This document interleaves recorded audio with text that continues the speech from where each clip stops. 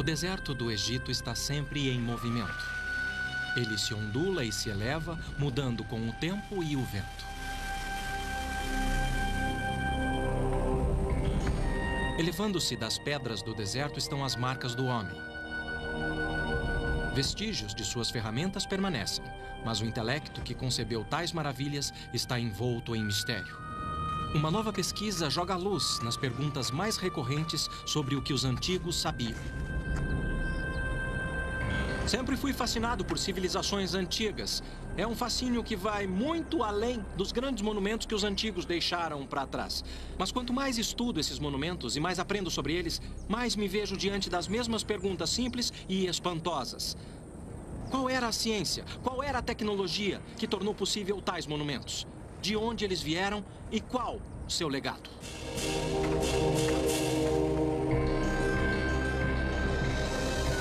Sabedoria e antiguidade. Os egípcios.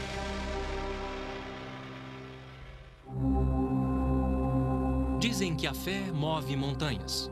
Bom, no caso dos antigos egípcios, foi sua fé que os fez mover uma montanha para construir outra.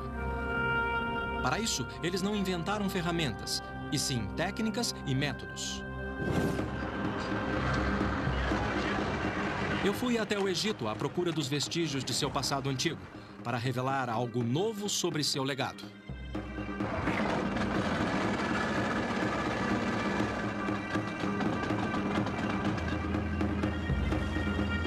Percorrer o lendário Nilo é como voltar no tempo, entrar num antigo labirinto de mistérios que tem nos levado a exemplos palpáveis do conhecimento e percepção antiga. Os antigos egípcios viveram num mundo sem ciência, num mundo cheio de mistério e poucas explicações. Seu legado começou há 7.000 anos, quando eles buscavam aproveitar os recursos do Nilo. Todo ano, o rio enchia com a neve derretida das montanhas etíopes a 1.900 quilômetros. Para a maioria, a cheia era uma bênção, pois durante o período de seca havia fome. Mas a inundação trazia boas colheitas e vida. Imagine você que 97% do Egito de hoje é deserto. E o Nilo era e é sua principal fonte de água. Pensando em seu ambiente, os egípcios antigos começaram a desenvolver métodos para utilizar a natureza a seu favor. Imitando a bacia natural que retinha água quando o rio recuava, eles construíam canais para direcionar o fluxo natural até mesmo para campos distantes, onde o Nilo deixava para trás um solo rico em nutrientes, depois que a água evaporava.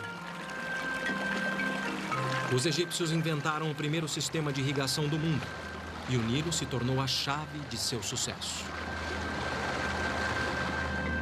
Com muito tempo nas mãos para pensar e imaginar, os egípcios antigos perceberam as leis e ciclos naturais.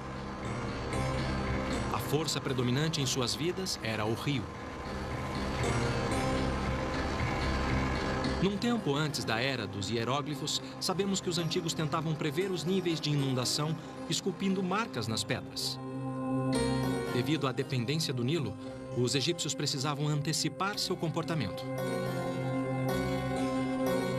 Por fim, construíram esse tanque criado para captar a água da cheia. Desenvolveram o nilômetro, um método simples, mas eficiente. Podia ter várias formas, mas aqui na Ilha Elefantina, em Assuã, era uma série de degraus com altura em côvados, esculpida na parede. Conforme o nível do rio subia, eles sabiam o que esperar no ano seguinte. A altura de 18 côvados significava fome, 24 significava abundância e 27, desastre à vista. O nilômetro era um sinal de vida.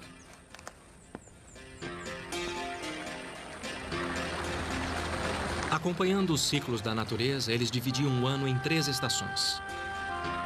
Primeiro vinha a estação da cheia. Depois, o escoamento, estação de semear e colher. E, finalmente, a seca inevitável, que durava até o ciclo de vida do Nilo se repetir. Os antigos dividiam cada estação em 4 meses, com a lua definindo cada mês com um ciclo de 29 a 30 dias.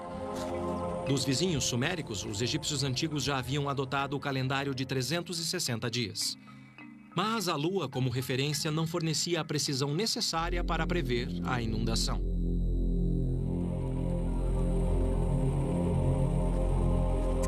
Por fim, eles procuraram uma outra solução. Uma que teria grandes consequências. Passo a passo, eles tentaram encontrar um meio de organizar seu mundo. E enquanto descobriam as leis e ciclos no céu noturno, os egípcios notaram uma estrela em particular, Sirius, ou Septet, como chamavam. Aparecia uma vez por ano no meio de julho, na época da estação da cheia. O ano novo era marcado a partir desta noite, num ciclo de 365 dias, como é nosso ano até hoje. Seu desejo de dividir o dia e medir o tempo motivaram os egípcios a criar suas próprias marcas. Eu fui ver esse marcador de 3.500 anos de idade no Cairo. Por todo o Egito havia obeliscos egípcios como este, usados há 2.000 anos. Como um relógio solar gigante, os antigos sabiam as horas através de suas sombras. Mas como saber as horas sem um obelisco por perto? Por volta de 1500 a.C., os egípcios inventaram um relógio de sol portátil. O princípio era simples. Eles apontavam uma régua para o sol para criar uma sombra. Para dar precisão, um prumo de chumbo ajudava a nivelar o instrumento. Posto na horizontal e apontado diretamente para o sol, a sombra era marcada na régua graduada. O local da sombra indicava as horas, ou, em outras palavras, um relógio. Pela primeira vez na história, os egípcios antigos dividiram o dia. Não em horas, mas em 24 partes, como fazemos hoje. Apesar de perceberem as leis e ciclos da natureza, ainda havia um mistério a ser desvendado. O sol morria à tarde para renascer no dia seguinte. O Nilo inundava todo ano e suas águas traziam vida. Mas quando as águas recuavam, elas traziam morte. De seu ciclo natural, os antigos devem ter concluído que havia mais vida do que o olho via. Havia dois lados da moeda. Deste lado, vida. Do outro lado, o pós-vida. Mas tinha um problema. Se você precisasse de um corpo nesta vida, também precisaria de um na pós-vida, de preferência o seu, e intacto. E isso criaria uma repercussão. No começo, os egípcios enterravam os corpos na terra, envoltos em linho, sob as areias movediças do deserto. Mas as tempestades de areia quase sempre devastavam as sepulturas e espalhavam os restos de seus ancestrais pelo deserto, destruindo os corpos que eles tanto precisavam. Pois, segundo eles, sem um corpo intacto, não havia pós-vida. Então encontraram outros métodos, cavando mais fundo a rocha do deserto para criar sepulturas mais seguras. Isso para aqueles que podiam pagar por elas. A construção de tumbas seguia um esquema básico. Eles cavavam um poço com uma ou mais câmaras no fundo. Depois que o corpo era colocado ali, o poço era lacrado com areia ou pedra pesada e a entrada coberta com tijolos de lama. Esta é uma das tumbas de tijolos mais antigas que restou. Esta é grande, mas havia de todos os tamanhos e formas. Quadradas ou em colmeias, as tampas expressavam a ideia dos egípcios sobre o monte de terra primordial, de onde toda a vida surgiu e de onde os mortos eram ressuscitados. Como a longevidade se tornou um problema, eles substituíram o tijolo. Para enterros reais, os antigos passaram a usar pedras, ainda em forma de tijolos, só que mais duráveis. Com pedra, os egípcios construíram as superestruturas mais antigas da história da humanidade. Estas são mastabas, tumbas retangulares achatadas, um termo árabe para bancos de pedra. Mastabas se tornaram sinal de status. Aqui em Gizé eu percebi que quanto maiores os blocos, mais elaboradas eram as tumbas.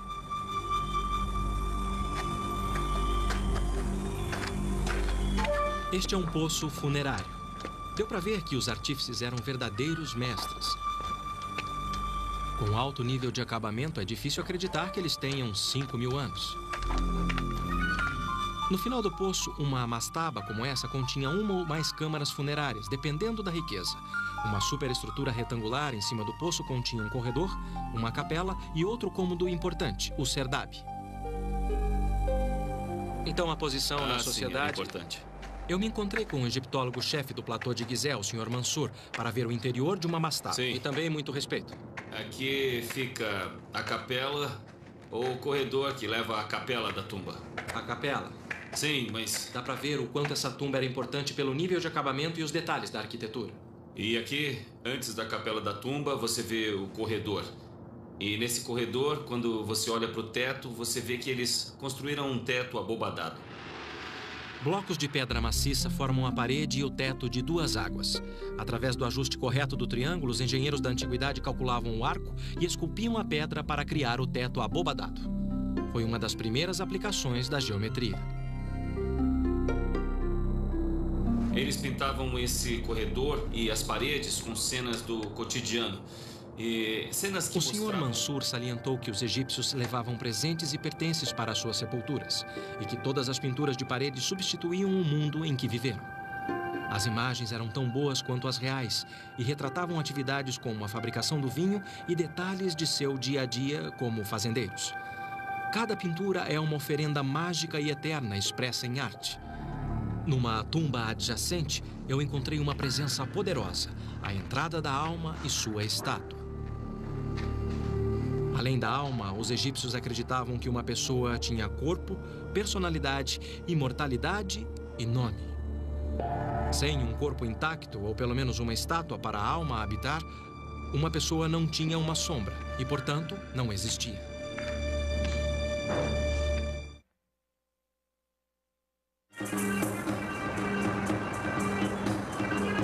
O Cairo moderno é lar de 30% de toda a população egípcia. Como na antiguidade, a vida ainda gira em torno do Nilo. E o campo ainda tem um papel central. Os antigos usavam ferramentas básicas e, mesmo assim, desenvolveram métodos criativos e inteligentes. Como o primeiro sistema de irrigação do mundo para a produção de alimento, suficiente para sustentar toda uma nação. Mas os egípcios aproveitaram um outro presente do Nilo. Um que deixou sua marca permanente na história do mundo, o papiro. Os egípcios inventaram um dos primeiros registros portáteis da antiguidade. Para fazer uma folha de papiro, eles cortavam o interior do caule em tiras. Depois molhavam e dispunham as lâminas em ângulos retos.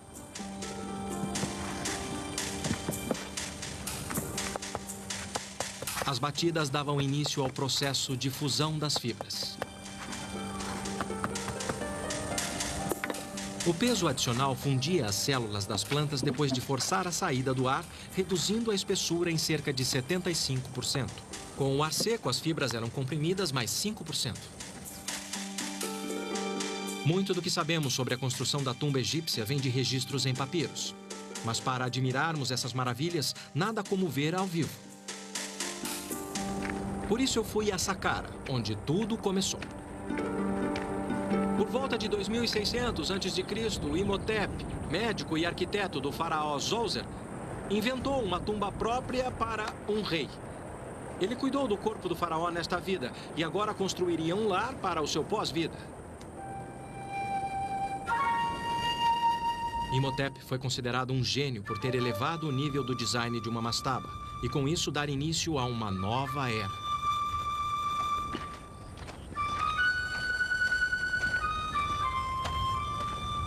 Imhotep começou com uma mastaba, que ele expandiu em 2 lados, e a partir deles construiu em volta uma pirâmide de 4 degraus.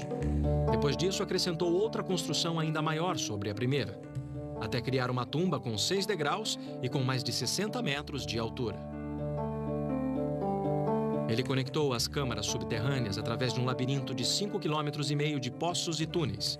Pensando bem, é algo incrível. Não temos registro do que passou na cabeça de Imhotep. mas seu design inovador fala por si só. Ele criou uma imagem dos raios de sol?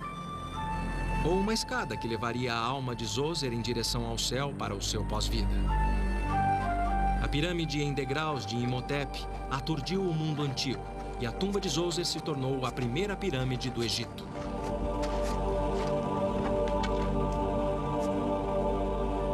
Tentativa e erro, sucesso e fracasso. Não sabemos as curvas de aprendizado dos sucessores de Imhotep. O fato é que ele deu início a uma nova tendência. Quantas tentativas fracassaram, jamais saberemos. Meio século depois, o rei Huni, ou rei Snéfero, elevou o design das pirâmides a novas alturas. Os estudiosos não sabem qual deles foi o responsável. Para construir mais alto, eles experimentaram uma base quadrada em Maidum. Mas o céu era o limite, e depois de transferir o local da tumba para Dashur, Snéfero começou um projeto ainda mais ambicioso. No começo parecia ter dado certo, só que na terceira fase da construção, a ambição de Snéfero teve que se curvar à inclinação. Uma das teorias é que o tremendo peso estático pode ter causado rachaduras nas paredes interiores. Então diminuíram um ângulo que conferiu ao projeto o nome de pirâmide inclinada. Estudiosos acreditam que foi por essa imperfeição que Snéfero ordenou uma nova pirâmide, que fala de ambição e determinação. Para a pirâmide vermelha, eles copiaram a base quadrada e o novo ângulo da pirâmide inclinada, mas com melhores proporções. Pode parecer tentativa e erro, mas com o tempo, eles aprenderam a calcular suas construções com cuidado. O papiro de Hind data de 1650 a.C. Apesar de ser uma cópia de um documento anterior, ele pode ser mais antigo, pois a era de construção de pirâmides terminou 150 anos antes. É um pergaminho de 4,5 metros. Esta parte mostra que os antigos criaram uma fórmula para calcular as proporções perfeitas de uma pirâmide e que tinham uma compreensão básica dos princípios do Teorema de Pitágoras. 1000 anos antes de Pitágoras ter nascido. O que Snéfero criou foi a primeira pirâmide verdadeira, com 4 triângulos iguais sobre uma base quadrada. Agora eu quero ver como eles resolveram as questões de peso no interior.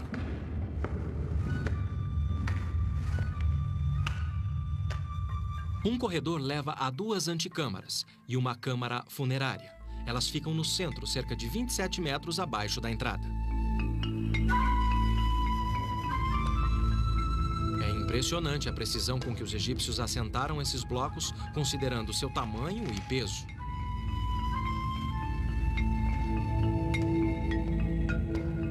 Então era assim que eles distribuíam o peso excessivo.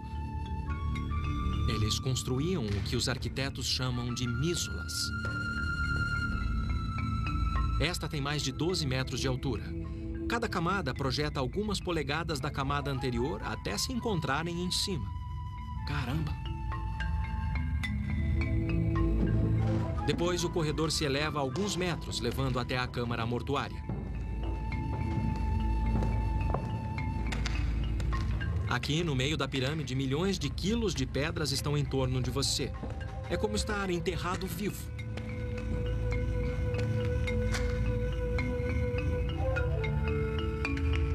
Há muito tempo os ladrões limparam este lugar, mas o ar aqui dentro parece não ter mudado em milhares de anos. Por esta passagem estreita não entra ar fresco, apesar de o teto ter 15 metros de altura. Sufocante é pouco.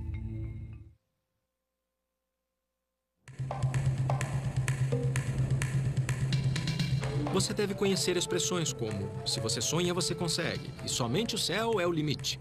Quando eu visitei lugares antigos do Egito, eu vi que esses aforismos eram verdadeiros há muito tempo.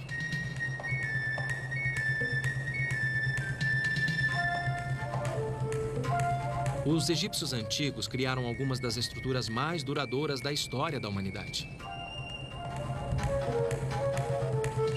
Principalmente quando passaram a dominar os 6 maiores requisitos da construção e que são consistentes com as 80 pirâmides que construíram.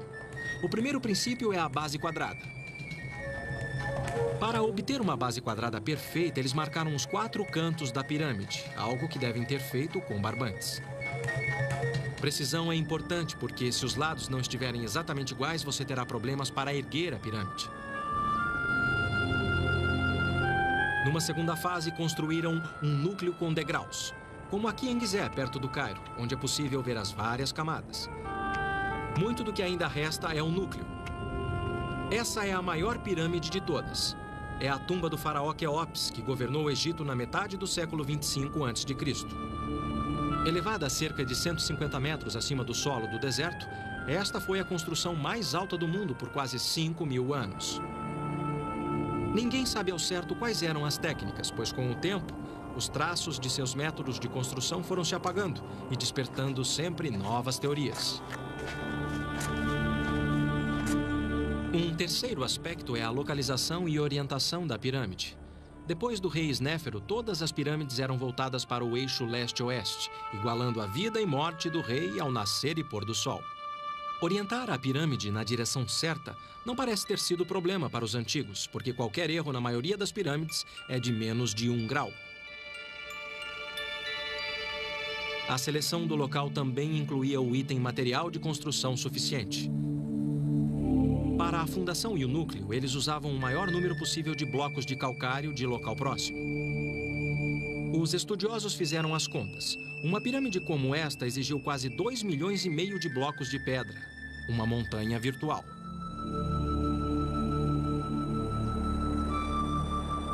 Aqui na pedreira da pirâmide dá para ver onde eles cortavam os blocos do leito de rocha.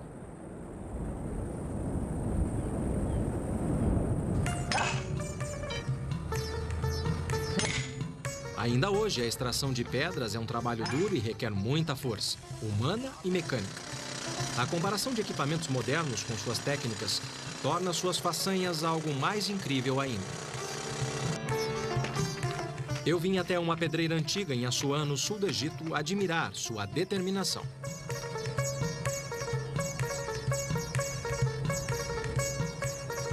Este é um bloco de dolomita e, acreditem ou não, era tudo que os egípcios precisavam para extrair enormes blocos de granito. Eles o usavam como marreta e martelavam até fazer buracos como este. E, por fim, uma vala. Devia ser um trabalho maçante mesmo, mas era muito eficiente.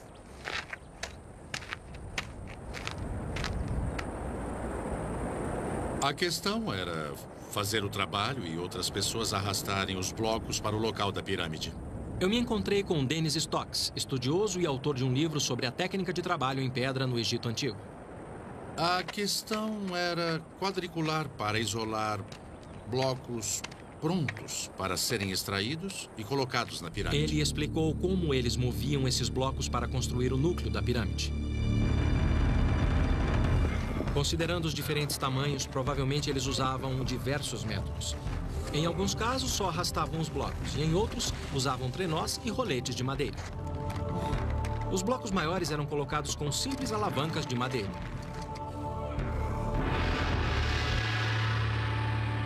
No topo, as pedras eram bem menores e podiam ser colocadas com a mão.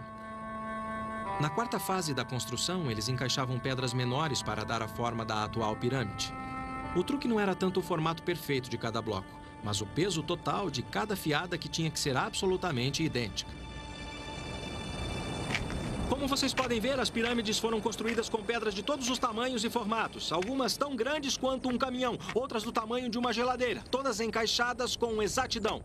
Como se isso não fosse difícil, os construtores tinham que manter um ângulo constante de uma fiada de pedras para outra. Só assim eles podiam dar à fachada a lisura de um pedaço de vidro e manter os ângulos, com a precisão de uma lâmina de barbear.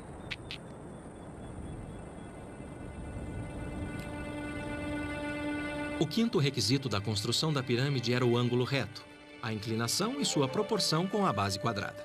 Isso era crucial em termos de durabilidade.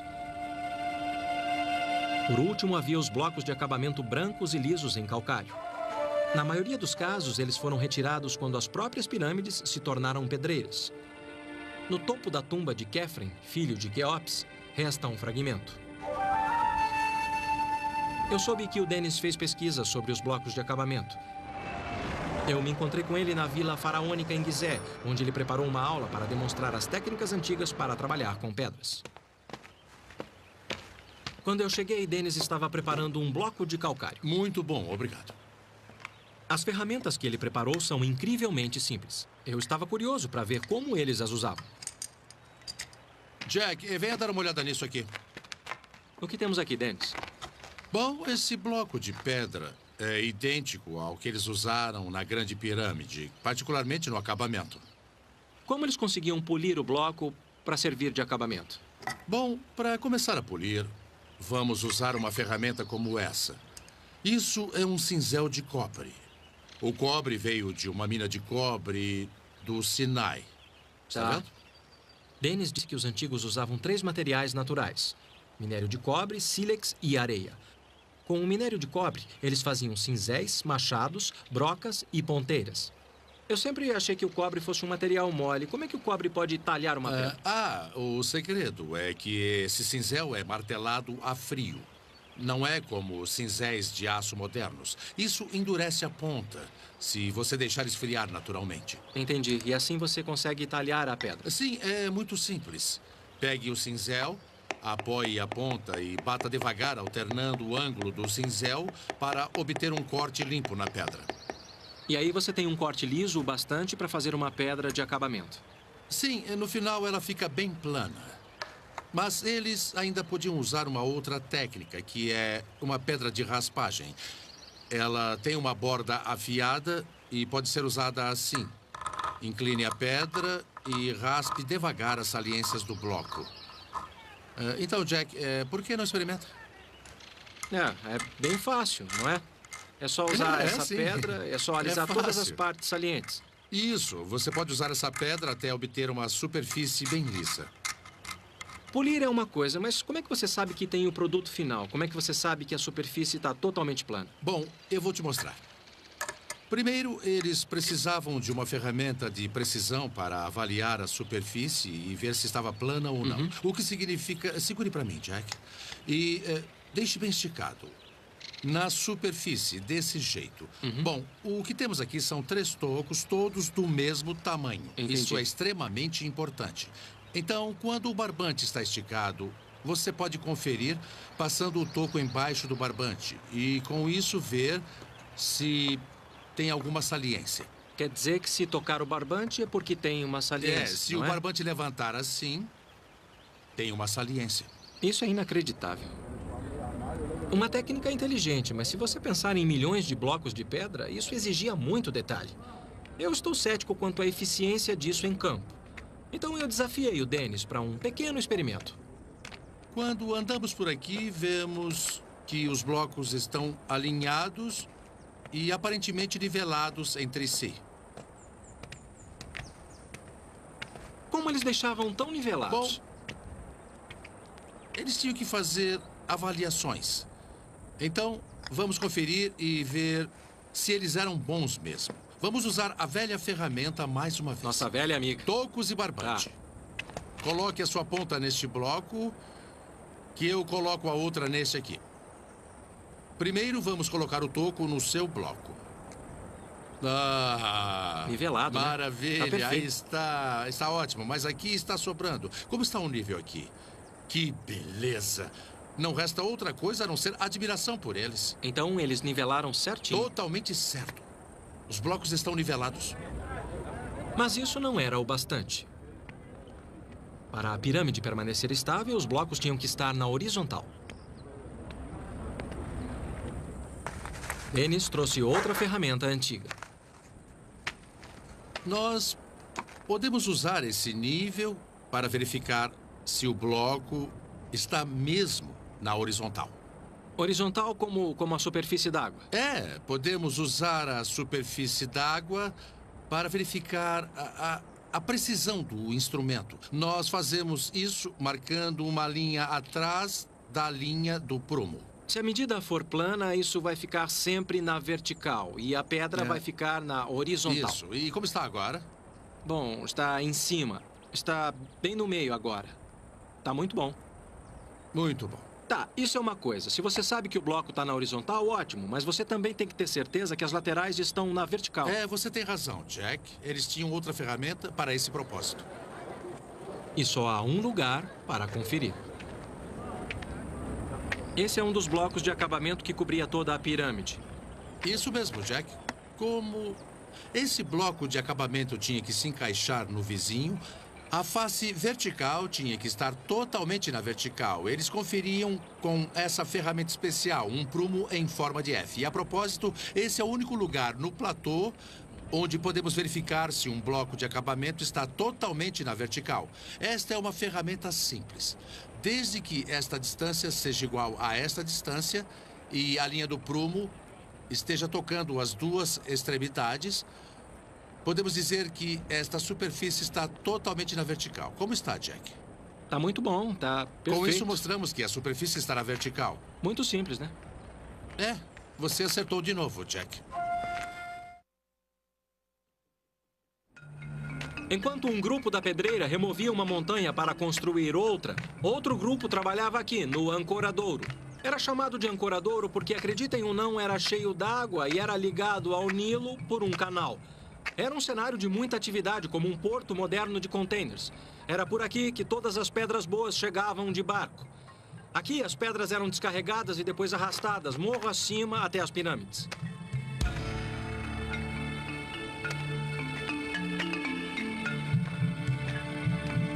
Os antigos sabiam que o ângulo das rampas era crucial. Entre 6 ou 7 graus era perfeito para desafiar a gravidade.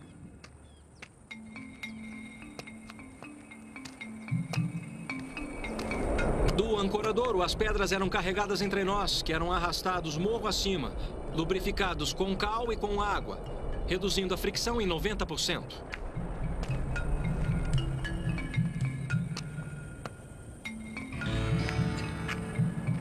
Não queira subir esse morro tentando arrastar uma pedra. Eu quis saber quem eram as pessoas que arrastavam pedras pesadas para as pirâmides dia após dia durante 20 ou 30 anos de construção, tempo que levava para construir esses gigantes.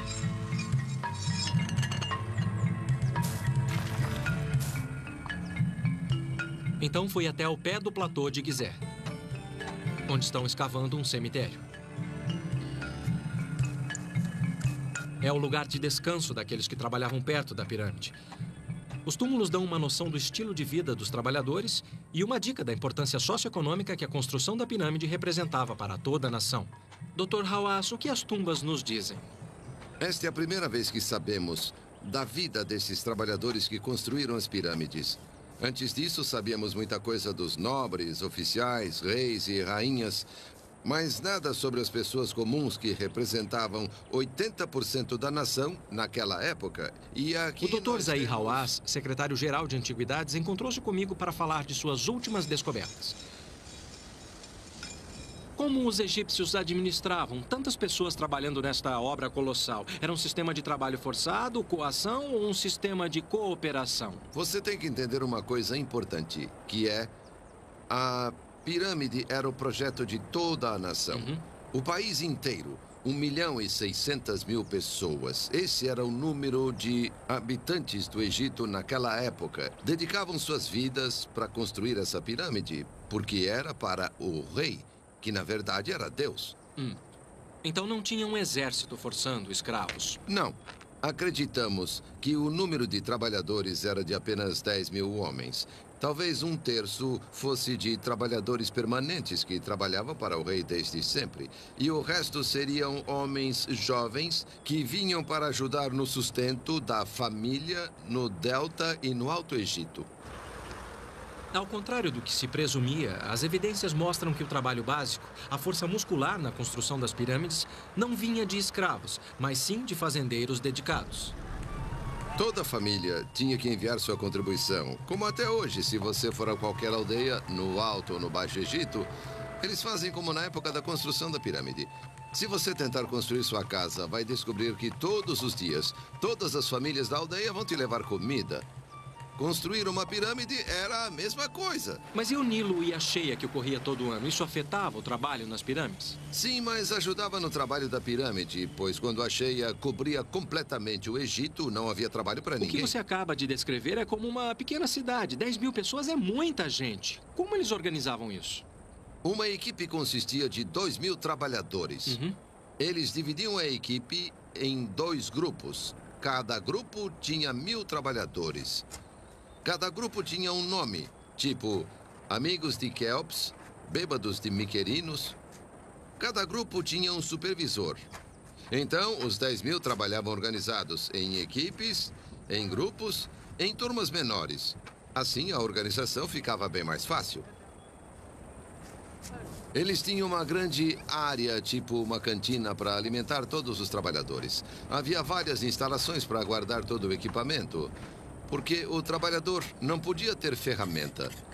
As ferramentas pertenciam ao governo. Eles tinham pessoas para cuidar das roupas, pessoas para cuidar da comida. Eles tinham pessoas que cuidavam de tudo para eles. Como uma pirâmide. É, porque nos preocupamos sempre com a construção da pirâmide.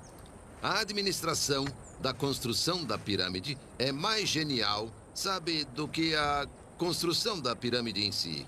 E é por isso que a pirâmide construiu o Egito. Porque construir essa pirâmide os fez conhecer tudo sobre arte, tecnologia e ciência. A fé egípcia na pós-vida estimulou não só a ciência e a tecnologia, como o comércio. Como no Cairo moderno, os trabalhadores da aldeia exigiam uma quantidade enorme de suprimentos no dia a dia.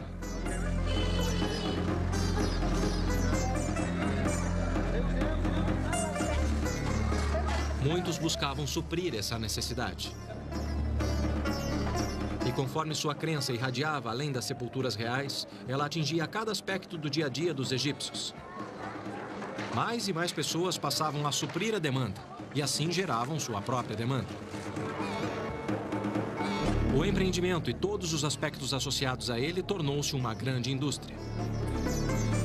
Incenso, bálsamos e ungüentos, que eram privilégios do rei, passaram a ser desejo das massas. Salam. Salam. Preciso de um perfume antigo. Este é Ramsés. Este é mais forte na pele. Você quer alguma coisa mais forte, mais ou menos, ou... E este aqui? Este é de flor de lótus. Ah, é muito forte, é uma flor muito forte. Tá bom. Os óleos aromáticos eram considerados o perfume dos deuses e por isso aplicados na pele para fins cosméticos e medicinais e usados também no processo de mumificação. Então pode-se dizer que o perfume é mais uma invenção que devemos à crença dos egípcios na pós-vida.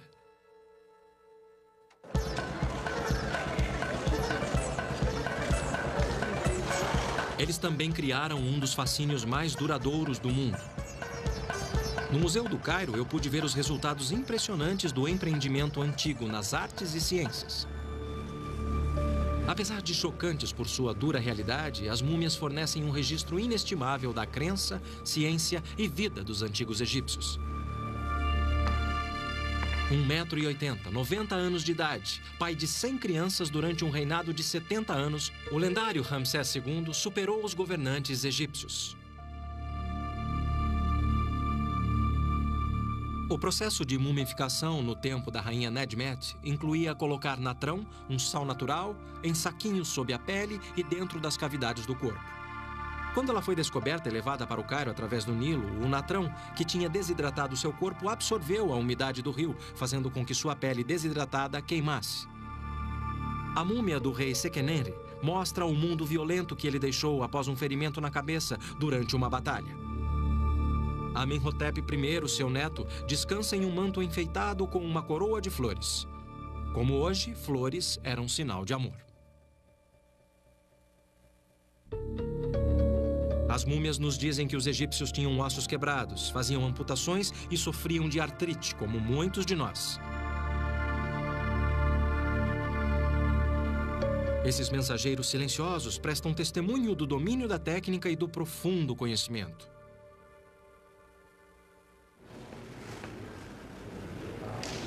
Perto dali eu encontrei outra maravilha antiga, um bloco de granito talhado, o caixão ou sarcófago da antiguidade. A superfície é incrivelmente lisa. Espertos, eles talhavam a tampa do mesmo bloco. Uma peça incrível da perícia e precisão dos artífices e que deixa você pensativo. O ambiente árido do deserto inspirou os antigos egípcios a criar imagens coloridas, fosse para esta vida ou para o pós-vida. Em seu mundo, flores tinham um significado especial. Registros de 2200 a.C. mostraram que foi no Antigo Egito que os primeiros jardins ornamentais foram criados, mais de 1.500 anos antes dos fabulosos jardins suspensos da Babilônia. Privilégio exclusivo da realeza, alguns dizem que os jardins da antiguidade eram uma expressão do poder do rei. De tão poderoso, ele podia cultivar flores onde a natureza não podia. Mas os egípcios viam mais do que isso. Eles eram uma imagem de renascimento e regeneração, símbolos de amor e mérito pela passagem desta vida para o pós-vida. As flores eram colocadas dentro dos caixões das múmias e acreditava-se que elas as protegiam pela eternidade. E o granito, segundo sua crença, fornecia o máximo em segurança. Na escala de Mohs, que vai de 1 a 10, o granito é de grau 7, sendo no mínimo tão duro quanto o aço. Como eles conseguiam perfurar uma pedra tão dura assim, era uma pergunta para o estudioso da tecnologia da antiguidade, Dennis Stocks. Uma das coisas mais difíceis para os egípcios, cujo processo era desgastante, era fazer a perfuração de pedras sólidas. Enfim, era assim que eles perfuravam. Primeiro, eles tinham um tubo de cobre com a haste de madeira atravessando o mesmo, portanto, tem um espaço na parte inferior do tubo. Assim, eles colocavam o tubo em posição e um agente cortante, que é simplesmente areia comum do deserto. Então você despeja a areia dentro para que o cobre tenha uma borda cortante? Sim. Temos um arco longo com uma corda amarrada que dá uma volta dupla em torno da haste. Só falta colocar um componente. Pode pôr a pedra em cima da haste. Agora, isto serve apenas para posicionar e girar a haste. Girar enquanto a parte de baixo gira no buraco. Portanto, se você puder segurar... Quer dizer que isso é o que mantém a ferramenta no lugar. E não coloque qualquer pressão enquanto dois operadores giram a haste. A areia vai cortando devagar e com firmeza, abrindo seu caminho na pedra. E o único fator limitante é a força e o comprimento do tubo de cobre. Entendi. Certo, então é uma técnica muito boa e, é claro, muito econômica. Por quê? Porque você só perfura a circunferência do tubo. O núcleo pode ser atingido depois e você fez apenas um furo. Super tecnologia, com certeza.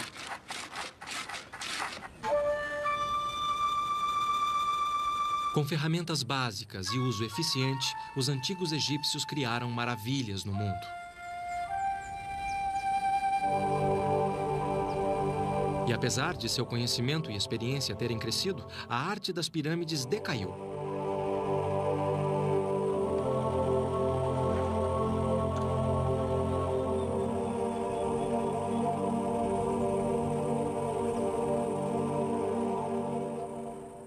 Conforme as indústrias se expandiam e se diversificavam, classes sociais surgiam. Não havia mais dependência da família real. Alguns historiadores acreditam que guerras, fome e troca de poder no sul contribuíram para o declínio. Mas levou mais 1000 anos para os egípcios darem o sopro final. Uma nova fé surgiu. E com ela, o conhecido conceito de uma vida após a morte, que argumentava que não era preciso de um corpo para desfrutá-la. O cristianismo varreu o Egito seguido de outras religiões, apagando mais de 3000 anos da tradição antiga em poucos séculos, ofuscando uma cultura e um estilo de vida que foi definido pelas pirâmides. Em sua busca pela vida eterna, eles deixaram para trás o legado da geometria básica, ciência rudimentar e tecnologia embrionária, preparando o campo do crescimento intelectual em outros lugares. Quando pensamos nas culturas avançadas, científica e intelectualmente do mundo antigo ocidental, tendemos a nos concentrar nas culturas da Grécia e de Roma. Ambas alcançaram sua grandeza, graças em parte ao que os antigos egípcios sabiam. Seu conhecimento não permaneceu preso nas areias desse deserto, ele foi esparramado pelo mundo todo, para além das margens do Rio Nilo. E que finalmente chegou até nós para nos lembrar que, por nossos avanços tecnológicos e científicos, devemos agradecer e reverenciar a esses gigantes, conhecidos como os egípcios.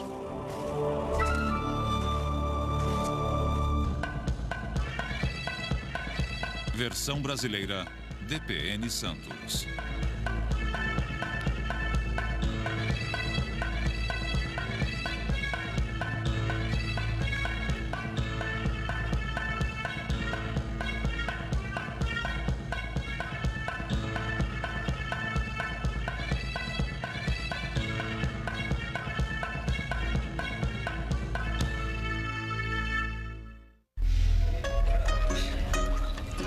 Nilo deixava para trás um solo rico em nutrientes, depois que a água evaporava.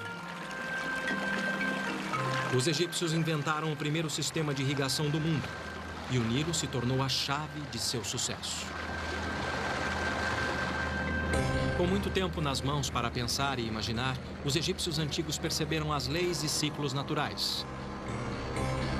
A força predominante em suas vidas era o rio. Num tempo antes da era dos hieróglifos, sabemos que os antigos tentavam prever os níveis de inundação, esculpindo marcas nas pedras. Devido à dependência do Nilo, os egípcios precisavam antecipar seu comportamento. Por fim, construíram esse tanque criado para captar a água da cheia. Desenvolveram o nilômetro, um método simples, mas eficiente. Podia ter várias formas, mas aqui na ilha Elefantina, em Assuã, era uma série de degraus com altura em côvados, esculpida na parede. Conforme o nível do rio subia, eles sabiam o que esperar no ano seguinte. A altura de 18 côvados significava fome, 24 significava abundância e 27, desastre à vista. O nilômetro era um sinal de vida.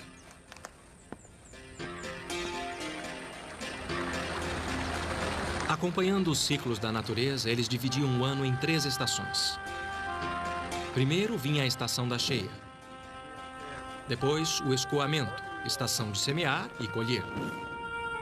E, finalmente, a seca inevitável, que durava até o ciclo de vida do Nilo se repetir.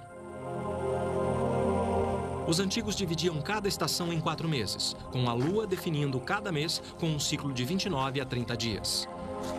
Dos vizinhos suméricos, os egípcios antigos já haviam adotado o calendário de 360 dias. Mas a lua, como referência, não fornecia a precisão necessária para prever a inundação.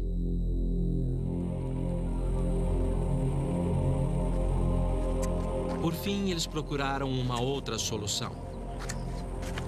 Uma que teria grandes consequências. Passo a passo, eles tentaram encontrar um meio de organizar seu mundo. E enquanto descobriam as leis e ciclos no céu noturno, os egípcios notaram uma estrela em particular, Sirius, ou Septet, como chamavam. Aparecia uma vez por ano no meio de julho, na época da estação da cheia. O ano novo era marcado a partir desta noite, num ciclo de 365 dias, como é nosso ano até hoje. Seu desejo de dividir o dia e medir o tempo motivaram os egípcios a criar suas próprias marcas. Eu fui ver esse marcador de 3.500 anos de idade no Cairo. Por todo o Egito havia obeliscos egípcios como este, usados há 2.000 anos.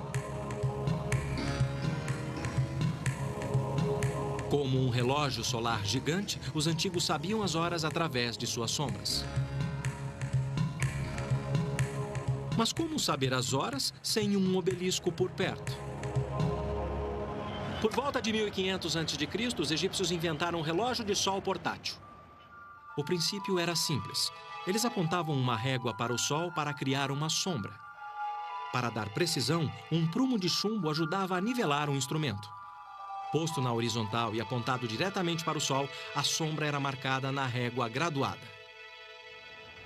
O local da sombra indicava as horas, ou, em outras palavras, um relógio. Pela primeira vez na história, os egípcios antigos dividiram o dia. Não em horas, mas em 24 partes, como fazemos hoje. Apesar de perceberem as leis e ciclos da natureza, ainda havia um mistério a ser desvendado.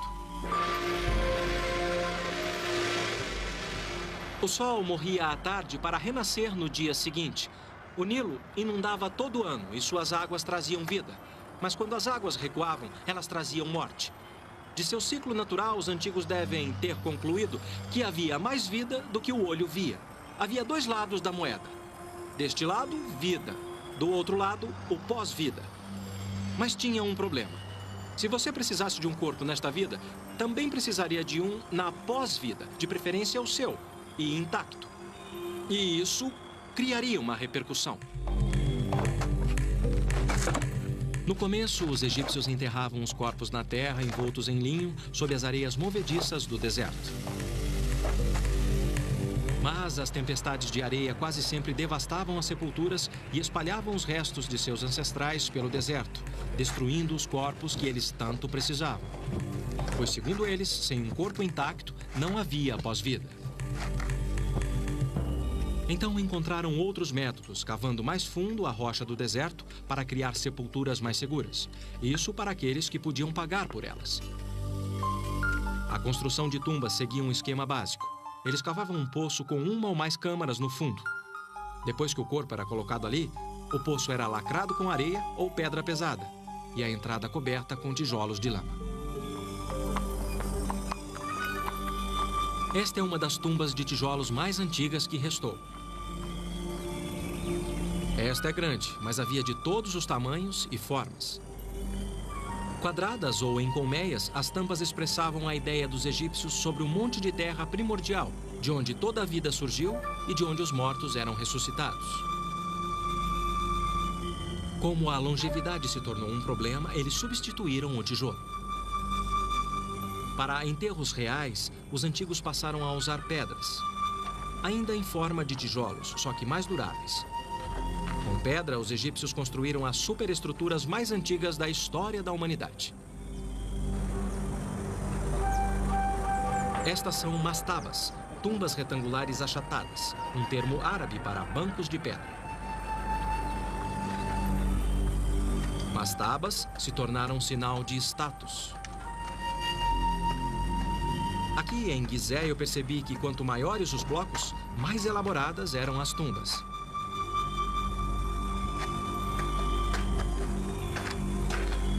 Este é um poço funerário. Deu para ver que os artífices eram verdadeiros mestres. Com alto nível de acabamento, é difícil acreditar que eles tenham 5.000 anos. No final do poço, uma mastaba como essa continha uma ou mais câmaras funerárias, dependendo da riqueza. Uma superestrutura retangular em cima do poço continha um corredor, uma capela e outro cômodo importante, o serdab. Então a posição na sociedade... Sim, é importante. Eu me encontrei com o egiptólogo-chefe do platô de Gizé, o Sr. Mansur, para ver o interior de uma mastaba. Sim. E também muito respeito. Aqui fica a capela ou o corredor que leva à capela da tumba. A capela. Sim, mas... Dá para ver o quanto essa tumba era importante pelo nível de acabamento e os detalhes da arquitetura. E aqui, antes da capela da tumba, você vê o corredor. E nesse corredor, quando você olha para o teto, você vê que eles construíram um teto abobadado. Blocos de pedra maciça formam a parede e o teto de 2 águas. Através do ajuste correto do triângulo, os engenheiros da antiguidade calculavam o arco e esculpiam a pedra para criar o teto abobadado. Foi uma das primeiras aplicações da geometria. Eles pintavam esse corredor e as paredes com cenas do cotidiano. E cenas que O Sr. Mansur salientou que os egípcios levavam presentes e pertences para as suas sepulturas e que todas as pinturas de parede substituíam o mundo em que viveram. As imagens eram tão boas quanto as reais e retratavam atividades como a fabricação do vinho e detalhes de seu dia a dia como fazendeiros. Cada pintura é uma oferenda mágica e eterna expressa em arte. Numa tumba adjacente, eu encontrei uma presença poderosa, a entrada da alma e sua estátua. Além da alma, os egípcios acreditavam que uma pessoa tinha corpo, personalidade, imortalidade e nome. Sem um corpo intacto, ou pelo menos uma estátua para a alma habitar, uma pessoa não tinha uma sombra e, portanto, não existia.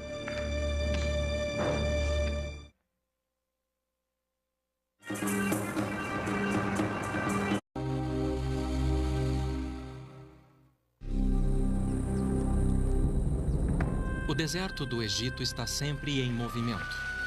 Ele se ondula e se eleva, mudando com o tempo e o vento. Elevando-se das pedras do deserto estão as marcas do homem. Vestígios de suas ferramentas permanecem, mas o intelecto que concebeu tais maravilhas está envolto em mistério. Uma nova pesquisa joga luz nas perguntas mais recorrentes sobre o que os antigos sabiam. Sempre fui fascinado por civilizações antigas.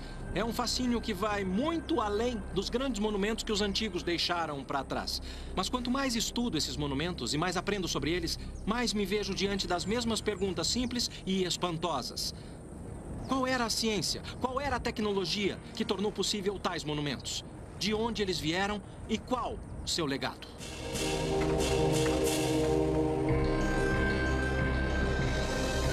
Sabedoria e antiguidade.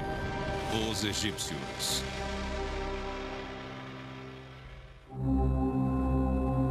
Dizem que a fé move montanhas.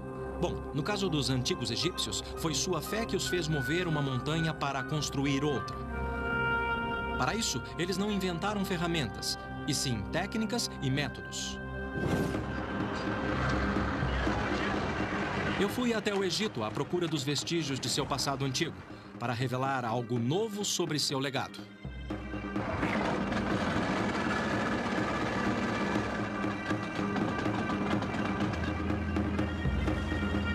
Percorrer o lendário Nilo é como voltar no tempo, entrar num antigo labirinto de mistérios que tem nos levado a exemplos palpáveis do conhecimento e percepção antiga.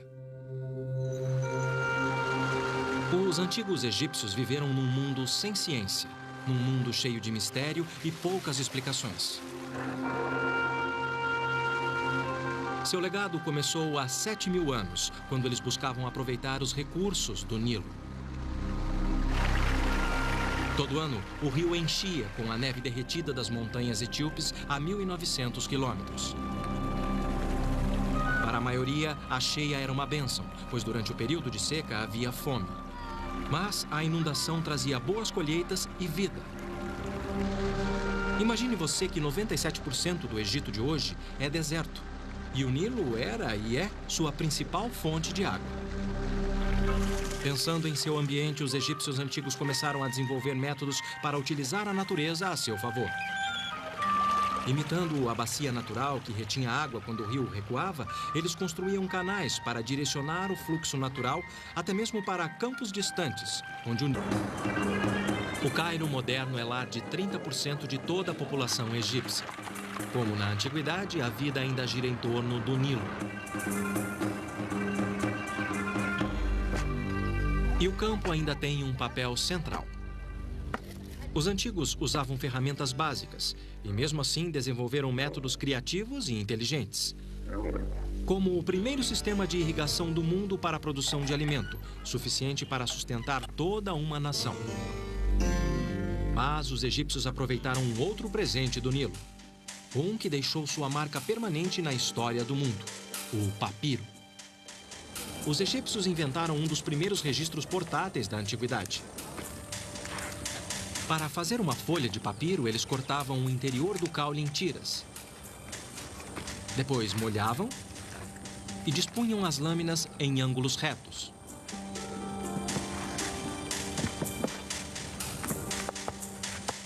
As batidas davam início ao processo de fusão das fibras.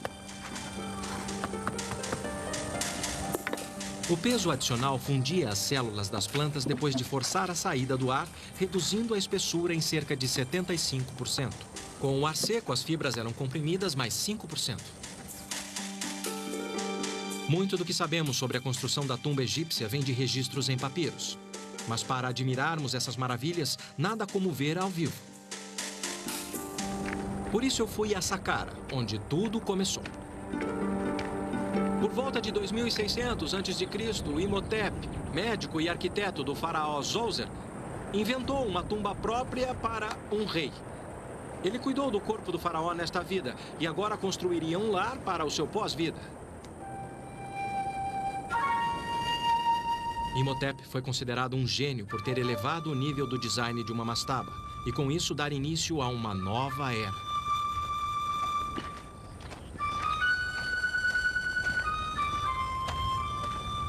Imhotep começou com uma mastaba, que ele expandiu em 2 lados, e a partir deles construiu em volta uma pirâmide de 4 degraus. Depois disso, acrescentou outra construção ainda maior sobre a primeira, até criar uma tumba com 6 degraus e com mais de 60 metros de altura. Ele conectou as câmaras subterrâneas através de um labirinto de 5,5 km de poços e túneis. Pensando bem, é algo incrível. Não temos registro do que passou na cabeça de Imhotep, mas seu design inovador fala por si só. Ele criou uma imagem dos raios de sol? Ou uma escada que levaria a alma de Zoser em direção ao céu para o seu pós-vida? A pirâmide em degraus de Imhotep aturdiu o mundo antigo e a tumba de Zoser se tornou a primeira pirâmide do Egito.